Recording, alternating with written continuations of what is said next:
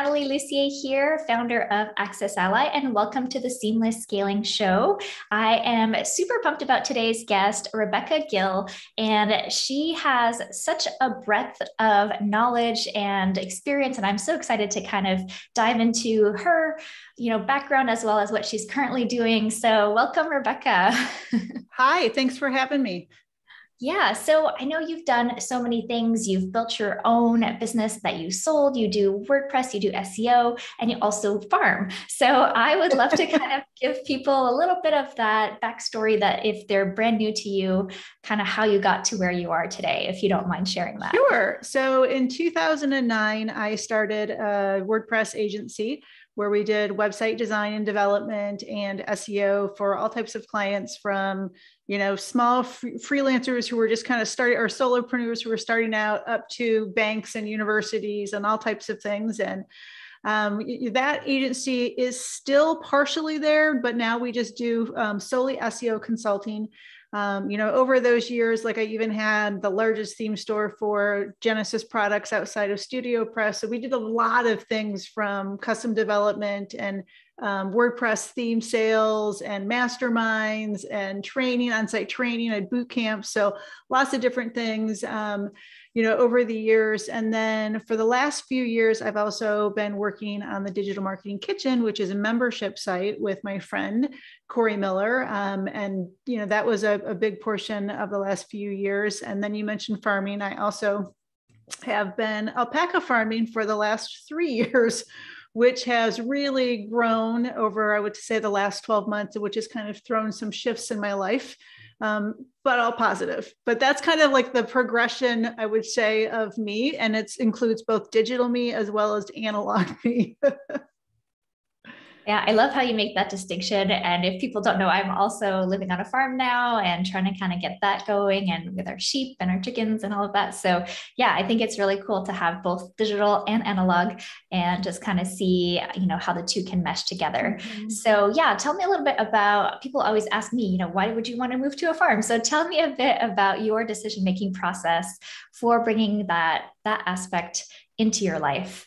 Because I know you're very digital too. It's funny because, after spending so much time online and digital, and we live down in the southern portion of Michigan, my husband was, a manager, executive in automotive, and just, really busy lives, right? I mean, like I said, I was running the agency. We also had a summer house up on a lake in northern part of Michigan and, 2 kids, and it seemed like it was nonstop. And we were always trying to quickly get up north to spend time, and then never really wanted to go back to our day lives. And about 5 years ago, we just decided that we had it. And my husband retired early from automotive. We basically sold off everything that we had. And we moved to the northern part of Michigan and bought 27 acres that were raw and started a farm. And everybody who knows us from downstate and all of my clients and everybody else was just like, I don't really get it. Like, we understand online and, the speaker and, all that kind of thing, and the trainer and the consultant, but like this whole farm thing, we don't get it. And it was really about just making purposeful life choices and slowing down and trying to find balance. Just like I said, analog me and digital me, I really needed balance for digital me. My husband needed just a different lifestyle. And so did my son, who at the time was 13. He was miserable in the suburbs and, the big busy city and things like that. So that's what led us to farming. I love that. Yeah, I think a lot of us are kind of realizing, we're spending so much time in front of the computer, and yes, we have these great careers and it's awesome, but also there's like a little something missing. So I love that you guys made that decision. And, it can be shocking to everyone who knows you when they're like, what are you doing?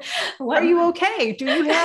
Are you ill? Which is a lot of the questions. Is this midlife crisis? And we're like, no, it's purposeful decisions that we're making happen. I love that.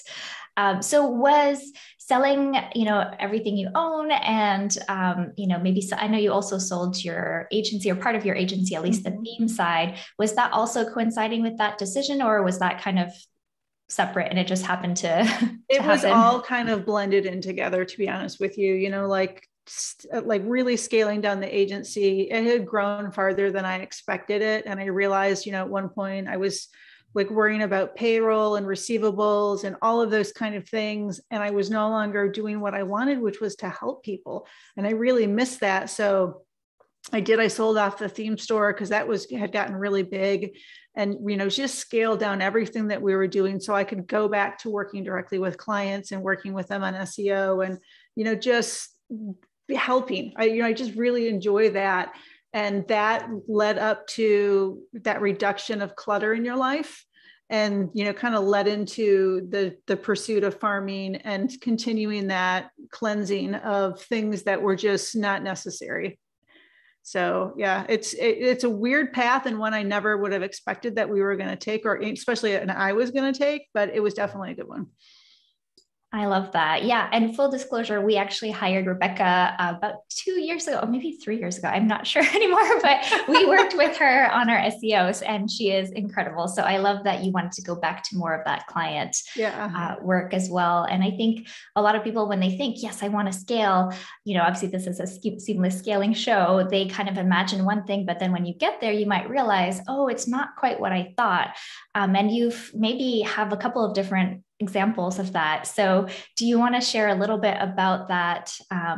What happened here, but also I know things have shifted with Digital Marketing Kitchen. So that's the membership site that you and Corey Miller started. So I'd love to hear a little bit about kind of starting something, scaling it, and maybe realizing, oh, that might not be exactly where I wanted to be.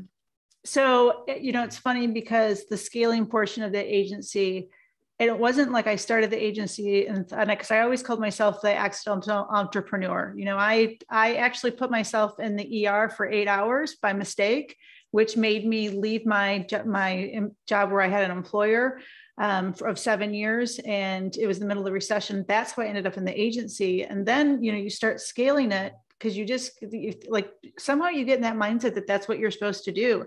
And, people would reinforce that for you and, continue, oh, you're growing, you're doing great. And so I just kept doing that year after year after year and scaling up and scaling up and scaling up till you realize it isn't really what I wanted. And it kind of scaled too quickly for me.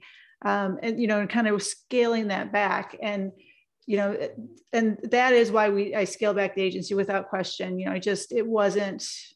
Somehow I find myself into it. And because we were good at what we did scale quickly, even though it wasn't probably the best thing for me, to do at that time. And then Corey and I started the Digital Marketing Kitchen. It was his idea.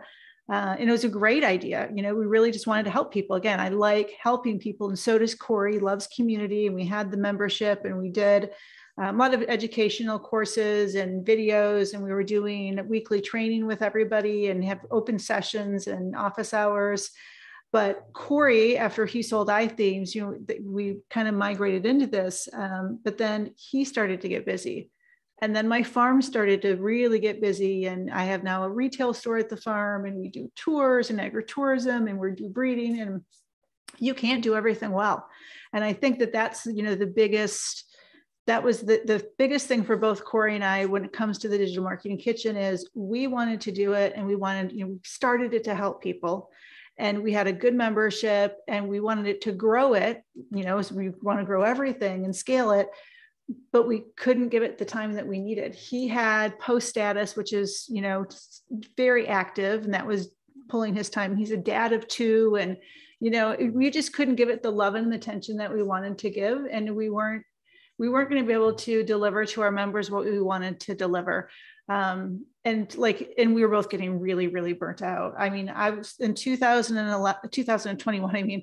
I think I had 3 days off the entire year. And by 3 days off, I mean, I was working 7 days a week, every week.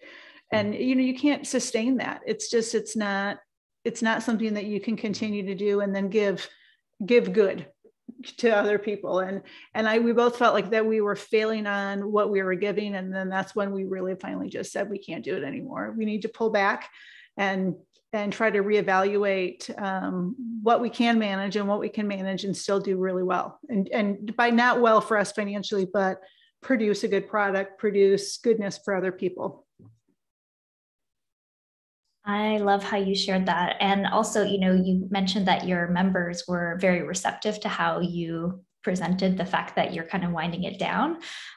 So, for people who might be considering, like, should I do a membership site? Should I do courses? I know you've also done live boot camps. Mm-hmm. What are some of the criteria or decision making that you would kind of help people decide what is the best path for them, whether that is, an ongoing membership style or maybe just doing a course that you can launch whenever you're ready? What would be some of your advice for that? Yeah. So, I mean, so I've done the online courses where people purchase the online courses and just do them, on their own when, as time allows, the self-paced. I've done the on-site boot camps. I've done 6-week mastermind sessions. And then the ongoing membership where we have weekly activity going in. I think first and foremost, you have to ask yourself how much time you have to give, right? How much can you really allocate, and not just to whatever live session, but there's a lot of just time that goes into prepping your education material, delivering it, responding to inquiries and students and everything else. Time is like the biggest question. What type of communication do you enjoy? Not everyone's going to enjoy that live interactive communication. I loved it. Corey loved it. I actually really miss it now that we're not doing it anymore. Some people don't like video. I mean, there's like really what works for you. And then, based on your audience, what do they want? What type of learners or interactive folks are they? And I think like all of those kind of go into it. And I will tell you that of the different things that I've done, there are certain things I really, truly enjoy. And, I really love masterminds. I love going in 6 weeks with people and doing education like that. Like I said, I love the weekly membership meetings that we had. And, I mean, it was fun, and it was fun to connect with people for a long period. Right. And if that's something that you enjoy, then like memberships could be a great offering for you to give, if it fits within your target market and the education and the experience that you can share. That's super helpful. Yeah, I think everyone always thinks like, oh, I have to pick one because that's the best one, right? But I think it is more personal, and it has to fit with what you enjoy, what your audience kind of benefits from the most, and also fit within your lifestyle. So I would love to hear more personally about your farm and how that's kind of ramped up. And I know obviously one of your big skill sets is SEO. So I was going to ask you, did you SEO some of your farm website, or how did that play into the success that you're having on your farm? Or is that more organic word of mouth kind of growth? Or I'm just really curious on that side. So that's funny because my background is SEO, and it's marketing at a national level. So now you go into this alpaca farm, which is kind of really locally focused. And I do know SEO, and I can build myself my own website, which I did, and it was optimized. And before I realized it, we were getting calls from people all over the country and internationally to deliver alpacas to like Israel. We're like, okay, well, that's not quite what we're forward, but that definitely helped us grow the farm. And what started out as, we'll have a couple animals, we bought 5, got us up to over 70 at one point, and now we shift back and forth between like 40 some to 70 based on bursts and sales. And I've had in 3 years over 100 alpacas come across my farm, whether we've bought or birthed them. We're down right now to 46, but I have, I think, 16 babies coming next summer. We now have, like I said, the retail store that's really active. We do agritourism with on-site farms and interactive tours or farm tours with everybody. We take alpacas to weddings, although I don't really enjoy that. So there's a lot of things that we do. We have a 4-H group that my husband leads, and that is really scaled. And I'll tell you, what is surprising is the revenue from the farm is equal to the revenue of Web Savvy at this point. And you have to have balance, right? As the farm scaled really quickly, we had to balance that. And, a good portion of that was SEO, because I know how to not just do like search for like alpacas for sale, but also the products and, kind of positioning events locally through structured data online and Google and things like that. But what it caught me off guard is I was unprepared for was the key of the influence of social media and word of mouth. Right. I did not realize that that was going to be as vital as it was. And I've also had to dive into Facebook ads and, that type of thing, which I have not done in the past. So I've learned a lot of new skills that have complemented my SEO, but that are vital if you're going to, launch and have a successful farm at a local level. I love hearing the behind the scenes of that. That's really cool. Thank you for sharing. Yeah, and I think it's really interesting to kind of have both of your skill sets kind of, helping each other that way. Like you're learning on your farm, but that also comes back to if you ever want to launch something else online too, and vice versa. It's just a really cool like the dovetail of the two. That's really, and really I think the one funny thing is like being online with any type of digital, you learn something new all the time. Things are constantly changing. You're constantly learning something new. Well, in farming, when you start farming, you're constantly learning something new too, because everything's new and everything's different, and you fumble through a lot, as you go. And, I know that personally. It's just, there's things that you just can't plan for because they're living beings and things happen. But I think that adaptiveness of, growing and scaling a small business, especially online, has really allowed me to just go with the flow with the animals, where things just, we've had like babies being born right in the middle of a tour, right? Kicking off a tour, and all of a sudden a baby's getting born, and now the baby's critical. And my husband's flying with this huge mom alpaca and this baby through my retail store and taking it to the university 3 hours away for emergency care. Like, these are the things that you just have to go with the flow with. And I swear online digital has prepared me for that.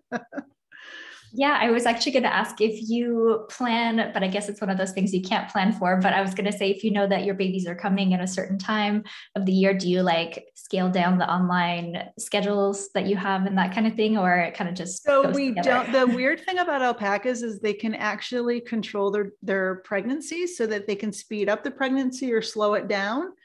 And then they also highly control their births. So they only deliver during certain periods of the day. And because they have that influence, you can't go by a due date or anything like that, because they could just decide they're going to deliver 2-3 weeks early, and then they do. And you just have to adapt. But it is pretty magical to watch that happen. And, for visitors, even when we've had the crises where we've had to like really quickly get somebody into the livestock trailer and gone to the university, they have adapted and like just want to help, which has been pretty darn cool. That is really cool. Yeah. And just also for my personal benefit, how do you do your farm tours? Like, what does that look like? Is it like a half day, or how do you usually like walk people around? So we do it for an hour, and I use a software company out of Canada to book them, which is really like a smart. We only charge $5 per person per tour. And then they shop in the store afterwards. But my view is of it, and people always tell us we need to charge more. They're like, this $5 for an hour, this is like a great hour, because they're like, my husband gives them education, he tells them stories, and they're right in with our alpacas, and they're taking pictures and feeding them. And, my alpacas are like right in your face. It's because they really enjoy the humans. But I grew up poor. I couldn't have done this when I was little, right? We just didn't have those funds to do that.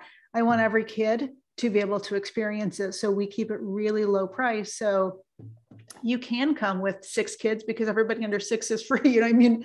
And so we probably don't do what we should do in regards to that, but it's the right thing for our community, and it still makes us money. And that's, it's kind of how we've done it. And it's fun. There's nothing that makes you feel better than having little kids outside your window giggling with big belly laughs because they're having so much fun with a livestock animal. Thank you for sharing that. I love your focus on, kind of giving back and making that more accessible. I think that is so cool. Yeah. And we like, our neighbors are like, we love that we live close to a zoo. And I'm like, it's not really a zoo, but thank you. It's just a farm. But yes, I think there is something magical about being able to, visit with the animals and stuff. So I love that you offer those. So I want to switch gears a little bit into WordPress. So I know you've been in the WordPress space for a number of years. You've spoken at WordCamps and done so much there. So what is it about the WordPress community that really kind of ignited your your passion initially, and kind of where do you see WordPress going in the future? I know it's kind of a big question, but well, it's because it's a big community. It's funny because WordPress, so I started using WordPress as a tool in 2008. So a long time ago. And there's a lot of the products that are in WordPress that I was a beta user for, and I've spoken all over the US and Canada at WordCamps, and it's been a great community, and I love just the openness of it. I know it's open source, but it's the openness of people and the openness of sharing and relationships. I'm going and later this month to go spend a week with a WordPress friend for his 50th birthday. With another WordPress friend's coming in. And even though we don't work together right now or, see each other, we're all still convening for a week together because we have become friends out of WordPress. And I don't think that that's going to change. Now, there's a lot of people that I started WordPress with that have gone off to start breweries and, just different, to flip houses and do different types of things.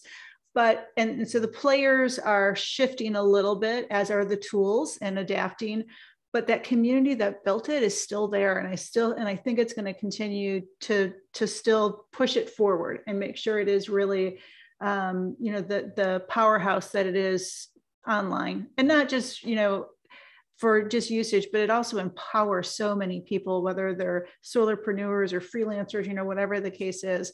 And I think that's kind of some of the magic that keeps it going. And I definitely expect that to continue to move forward. Technically speaking, the whole Gutenberg thing, it's just shifted a lot. And I'm kind of an old person when it comes to it because I'm used to the way things have always been done. I like my classic editor. However, I'm trying to adapt, just, like I do with farming. And I have no idea where that's going to go and how that's going to shift, because things have changed a lot. And, whether the regular humans who use it will embrace it, I don't know. But we'll see. But I do think that it is fun to watch it, especially since I've been around it for a long time. It's kind of like you have this kid who used to babysit when they were little, and now they're like teenagers. That's what I feel like WordPress is. It's like the teenager getting ready to go to college, and it's like, oh, you've grown so much, but I'm so excited to see where you're going to go. And that's kind of what I feel like of what it is right now. Oh, I love that analogy. Yeah. And I think I started around using WordPress around 2008, 2009 too. So I love that kind of old school, and I'm still used to the classic editor, but I am also experimenting more and just kind of getting used to things. It's hard when you use something for over a decade to all of a sudden change, and I know it's the new tomorrow or where it's going to be, but still it is hard to change. Totally agree.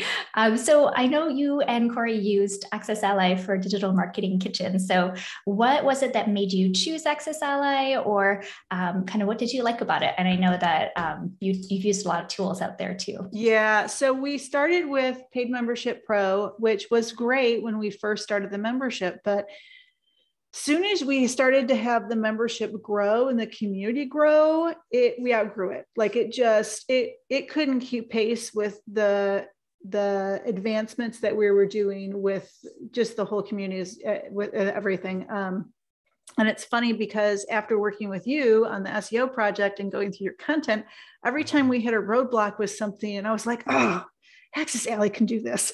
And it was nonstop every single time. And Corey just kind of would start laughing. He's like, yeah, AccessAlly can probably do this, Ken. And I'm like, yes. And finally, I just said to him, I'm like, Corey, I'm tired of fighting with this. I know it's going to be a big change, but can we just please migrate to AccessAlly? Because all of these things that we're struggling with, it can do. I'm like, I know it can do it. And it did. So, and that's what was the driving force of it. And it solved all of those problems, and the integration that we did with ActiveCampaign. There was just so much goodness that really would have allowed us to continue to grow farther if our personal lives and our other activities would have been able to support it. And the funny thing is even though we've closed down the active membership, the AccessAlly software and all of the goodness inside of it is still living, and it's not going away anytime soon. Like, we can't give up that portion. That's awesome. Thank you so much for sharing that. So do you see any trends? Obviously, you've been in this space for so long around online courses or memberships or digital content or anything like that. You know, you do digital marketing, but I don't know if you see anything kind of on the horizon or things that you've spotted that people are doing more of or less of that you think is going to continue. You know, the funny thing is yesterday, well, and I said to you earlier this week that I wasn't sure if I was going to be on because my son had tested positive for COVID and he's been home all week sick from school. And I went to visit him from afar yesterday, and he said to me, "Oh no, I've already been doing my homework. I'm catching back up." Why? Because he has online courses and he can go and jump in and, self-pace himself because he was starting to feel better and get that done. And we live in a rural community, and our school has, our town has, I think, 700 people in it with one stoplight that blinks. I mean, this is the biggest our town. However, our town has their students online. Even they're in school physically, but they're still doing so much online. That is a huge progression, right? Where it used to be just us nerds who were online and using all of those types of tools for education and communication. Now it's everybody. And I think, these last 2 years have really showed the world that it's just no longer the nerds that need to use it or can use it. Everybody can adopt it. And it's opened up so much to everybody so that it's not just, people that, down the street from you, or maybe this small group that you can serve. Now you can reach everybody worldwide because there are so many tools out there available to you. And if my son yesterday is an example of it, which I think he is because it stuck out to me yesterday when it happened, it just shows you how much we have grown over the last few years and how much that's going to continue to grow moving forward. So, I mean, I truly think that, the world of online and online education and community and, what we've learned in the last couple of years is going to continue to grow further. And there's just a lot of opportunities for producers of that because the world will adapt it much quicker, right? I mean, it's just, people just go look for it as opposed to, fall upon it, which is a pretty cool transition. I love, yeah, I agree. I think it's the world is ready essentially. And we are already at that place as opposed to trying to educate people on you can do online courses or you can watch a video and learn things and all of that. So that's really, really awesome. I love that trend. And along similar lines, what have you noticed on the SEO side? Because I know that's one of your key strengths. Yeah. Maybe that is no longer working, or maybe that's getting harder for people, and kind of maybe something that is working that people could maybe start implementing that have content that they want to get out there better.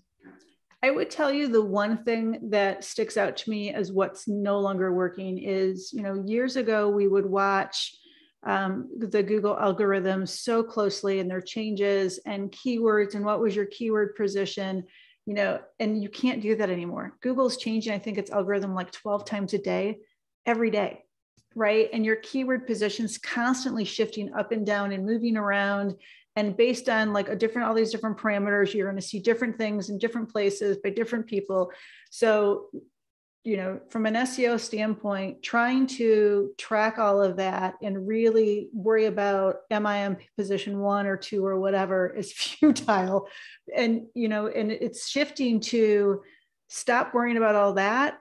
Make sure you have a technically sound website. Make sure that you're serving your human first and foremost and writing really good content or producing really good content that's multimedia. That is what's really working in SEO. And there's other things that come in like schema and structured data. But the way that we did things before just doesn't apply anymore. And yet, the importance of the human and creating really solid content for them that really services their needs and, really you serve as an advocate for your target market, right? And that resource, that hasn't changed at all. And that's the biggest shifts and the biggest constant that it seems to have taken place over the last few years. And it's a mindset to change your clients, into thinking, I'm not going to give you a keyword report because you're going to get frustrated because it's constantly shifting, right? but I am going to give you a report on your actual website activity and the content and what content's working and your conversions, and really so we can see what is working and what's delivering value to you and your ROI. That's what really matters. I love what you shared there, because I think, we are still like, oh, what keywords are we aiming for? I think that's still very much, the mindset of the SEO side of things. So would you say that Google is more like focused on authority on topics? I think I've kind of read about that. Is that something that you would say, like, try to cover your entire topic, or kind of answer questions that people have for your industry or for your topic, for example? Or how would you recommend people if they're not necessarily focusing on keywords as much? So, I still look at keywords. I still focus on keywords, but I wouldn't say like, this is my holy grail keyword for this article. Instead, this is the topic of the article, and these are 50 keyword issues, things that can, be included in it. But Google's smart. Google knows you are all about online education, and that is your expertise, and you are an expert in your field. And if you write about something related to that, you are going to naturally rank. Same thing for me with SEO and WordPress, right? Well, now when I start writing about alpacas and you start writing about sheep, that's kind of a shift for Google, because the expertise and that authority and that trustworthiness that Google pays attention to on the human level of the author, that still counts, right? And it is becoming more and more important as Google's artificial intelligence can connect all of those dots. And, if you're creating content in your topic space and in your niche, it is much easier to win. But then when you have people like us kind of branching out and doing other things, we have to develop that expertise in that as well. And, you can't look at one without looking at the other. You have to have good content, but then you also have to be somewhat of an expert, or to be able to position yourself as an expert and have external references to be able to support that to win. And that's definitely grown with Google as it's gotten smarter. And I don't think that that's going to go away anytime soon. I think I think Google's going to continue to get smarter and smarter all the time with that, and be more and more particular about who it considers to be experts and who it rewards.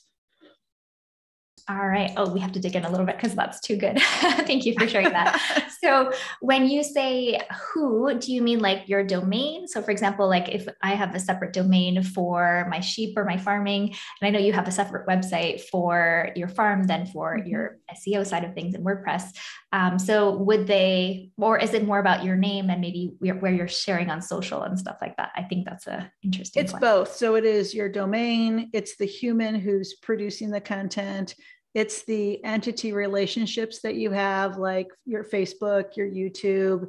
It's where you've shown up to do training. I've been asked by other alpaca associations outside of my state to come do training for them, even though I'm newer to the industry.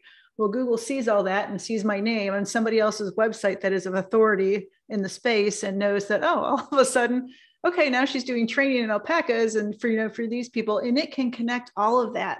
And it connects that, my name over here back with my farm domain, which helps me rank in alpacas.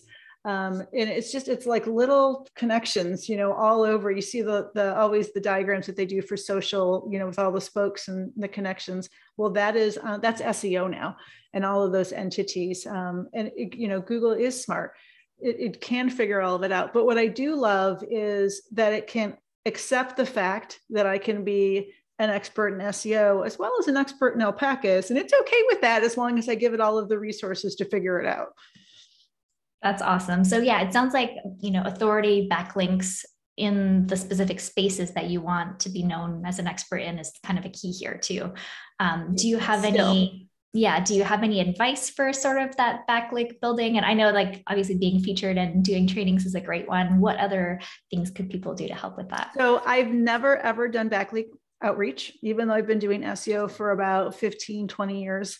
What I have done though, is freely give of myself, whether it's producing training, videos, writing a guest blog post someplace, speaking at a WordPress conference.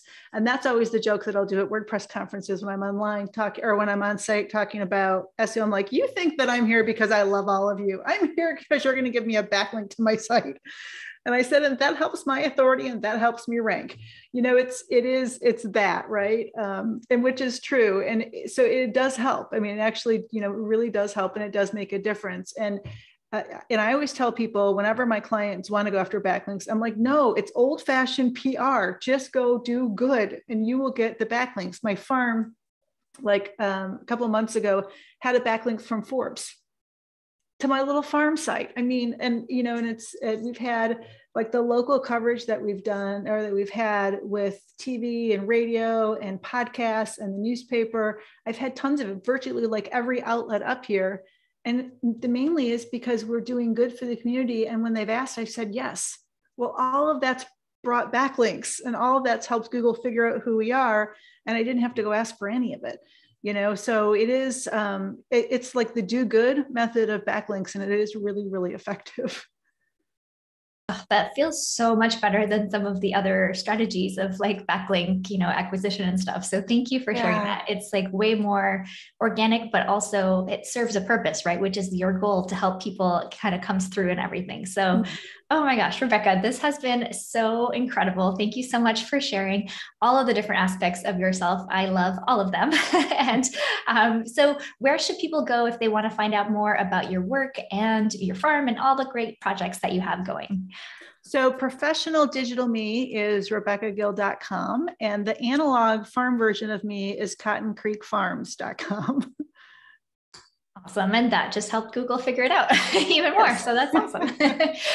Great. Well, thank you so very much. I am super pumped for everyone to go and check you out. And obviously, if you are starting an alpaca farm, go and check out how to do that and all the awesome products that she has available too.